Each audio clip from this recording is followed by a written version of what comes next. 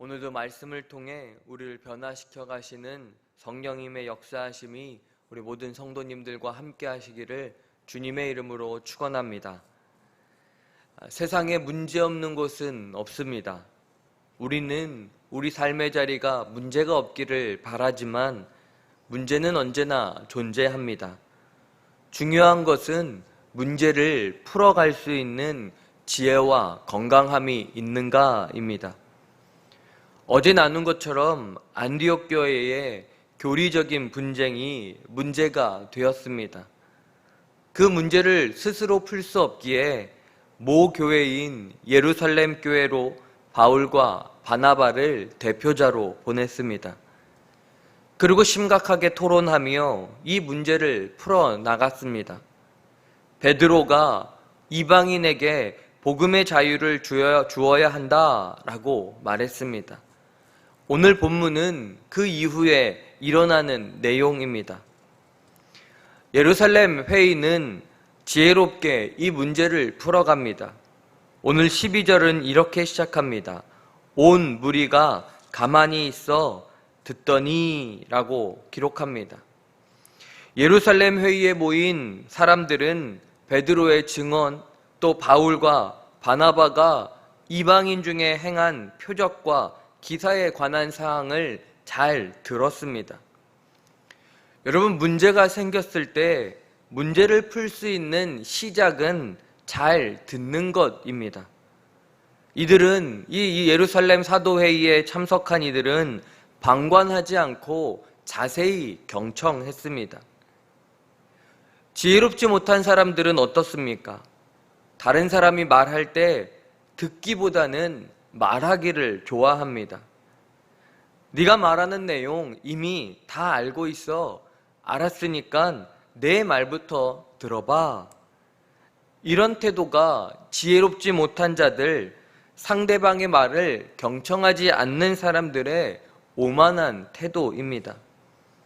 자기 주장부터 내세우고 상대방의 사정, 상대방의 상황과 환경을 제대로 듣지 않고 함부로 판단하는 것입니다. 성급한 결론이야말로 미숙한 사람들의 대표적인 특징입니다. 바로 이런 점에서 예루살렘의 교회의 지도자들과 성도들은 참으로 지혜롭고 성숙한 사람들이었습니다. 여러분, 오해가 되는 대부분의 이유는 잘 듣지 않는 데서 시작됩니다. 아무리 지혜로워도 잘 듣지 않는 사람은 어리석은 결론부터 내게 됩니다. 잠언 18장 13절 말씀입니다. 사연을 듣기 전에 대답하는 자는 미련하여 욕을 당하느니라. 조금 지혜는 부족할 수 있을지라도 잘 듣고 경청하는 사람이 더 현명한, 더 지혜로운 결론을 낼 수 있다는 것입니다. 사랑하는 여러분, 요즘 잘 들으십니까? 자기 내면에서 들리는 자신의 소리를 잘 듣고 계십니까? 사랑하는 사람들, 가족과 친구들의 아픔과 고통의 소리를 잘 듣고 있으십니까?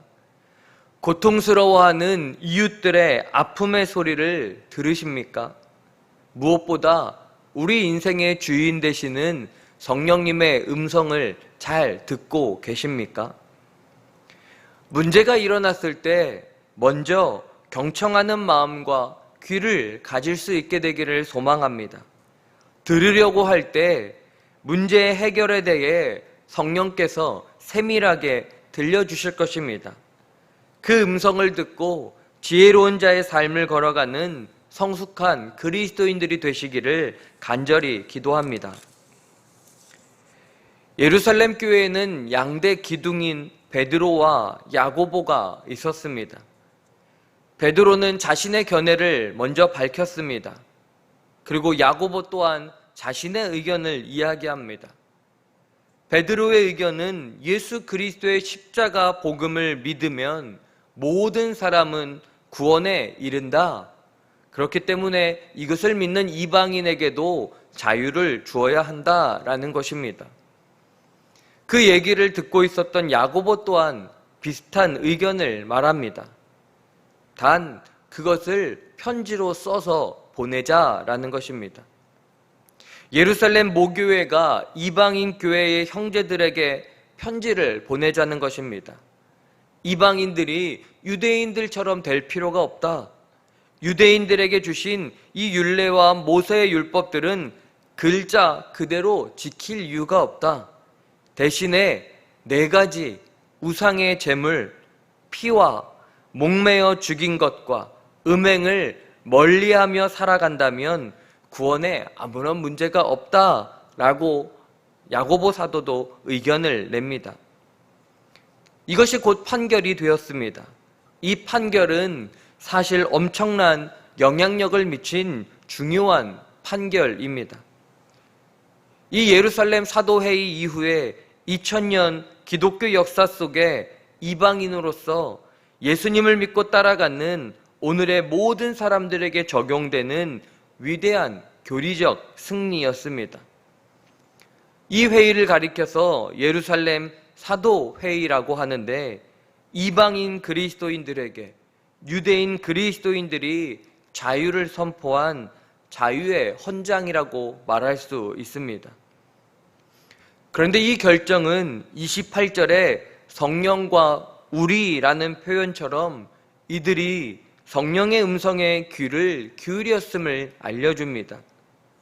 즉 이는 유대인 그리스도인들이 이방인 그리스도인들의 사정과 삶을 배려하면서 성령께서 주시는 사랑의 마음으로 결정을 내린 것입니다.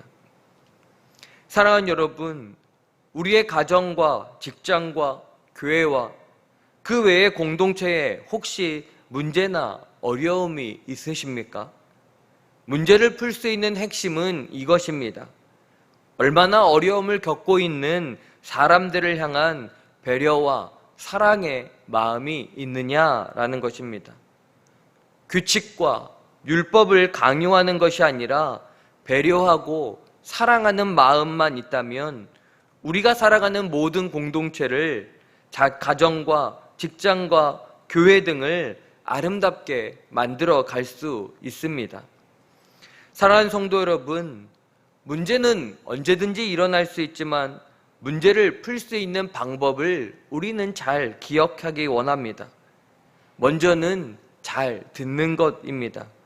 소리와 내용만 듣는 것이 아니라 사람의 마음과 감정을 들어야 합니다. 그리고 문제를 해결하는 시작은 성령의 음성을 듣는 것입니다. 성령께서 주시는 마음, 곧 주님의 마음에 귀 기울이는 것입니다. 언제나 사랑과 긍휼과 자비, 그리고 우리를 배려해 주시는 주님의 마음을 갖는 것입니다.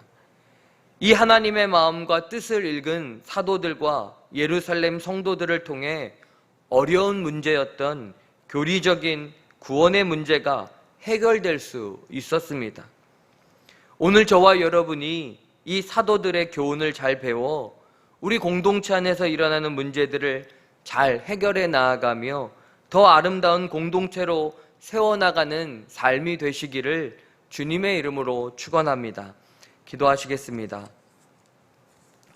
하나님 아버지, 공동체에는 끊임없이 문제가 생기지만 문제를 만날 때 아름다운 공동체로 성장할 수 있는 기회로 선용하게 하여 주시옵소서.